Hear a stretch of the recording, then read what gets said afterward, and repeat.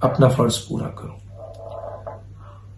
دیکھیں بات یہاں سے شروع کروں گا کہ ناموس رسالت اور ختم نبوت پہ کوئی مسلمان کمپرومائز نہیں کر سکتا. کسی بھی صورت میں کوئی مسلمان ناموس رسالت اور ختم نبوت کے حوالے سے کوئی سازش، کوئی حکمت عملی، کوئی ایسی غلط چیز اس کو برداشت نہیں کرے گا. ہر مسلمان اپنی جان، مال، عزت، آبرو سب قربان کرنے کے لیے تیار ہے، اس میں کوئی دو رائے نہیں ہے. لیکن اب دوسری بات کو بھی ہم ضرور یہاں پہ کوٹ کریں گے کہ ناموس رسالت اور ختم نبوت کا سہارا لے کر اگر چند لوگ یا ایک گروہ یا ایک سازش یا ایک آپ کے ایجنڈا پورا کرنے کی کوشش کی جائے تو یہ کبیرہ گناہ ہے. کیونکہ ناموس رسالت اور ختم نبوت کا نام لے کر چند لوگ اپنے مفادات کے لیے اگر ایسے حالات پیدا کرتے ہیں اور معصوم لوگوں کو اس کا نشانہ بناتے ہیں تو یہ انسانیت، بدترین انسانیت ہے، بدترین انسانیت ہے.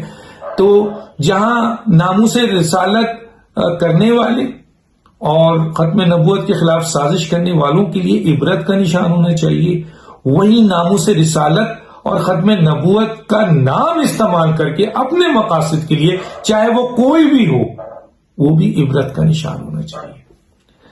یہ ایک بات تھی جو میں نے کی. ہر مکتب فکر سے، ہر جگہ سے سیالکوٹ واقعے کی مذمت کی گئی اور اسے انسانیت کے خلاف بدترین عمل کہا گیا ہے، اور یہ بھی تقاضا کیا گیا کہ جو بھی اس میں ذمہ دار ہیں ان کو سخت سے سخت سزا دی جائے. لیکن یہاں ایک بات بالکل کہ آ جائیں گی اور اسے ہم انارکی کہتے ہیں، اسی کو ہم خانہ جنگی کہتے ہیں.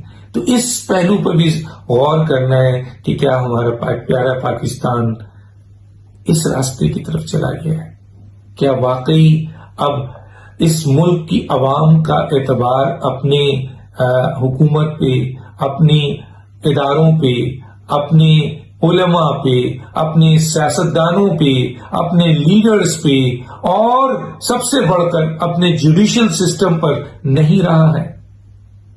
اور اگر ایسا ہی ہے، اگر یہی ہو رہا ہے اور ہم اسی طرف جا رہے ہیں اور موجودہ 3 سال میں ہمیں اس طرف تیزی سے ڈھکیلا جا رہا ہے، تو پھر اس کا مطلب ہے کہ بین الاقوامی طاقتیں اس ملک میں انارکی اور خانہ جنگی پیدا کرنا چاہ رہی ہیں، اور ہم دانستہ طور پر یا نادانستہ طور پر اس ایجنڈے کا حصہ ہو رہے ہیں جس کی بنیاد پہ یہ ملک انارکی یا خانہ جنگی کی طرف جا رہا ہے. تو یہ چند باتیں تھیں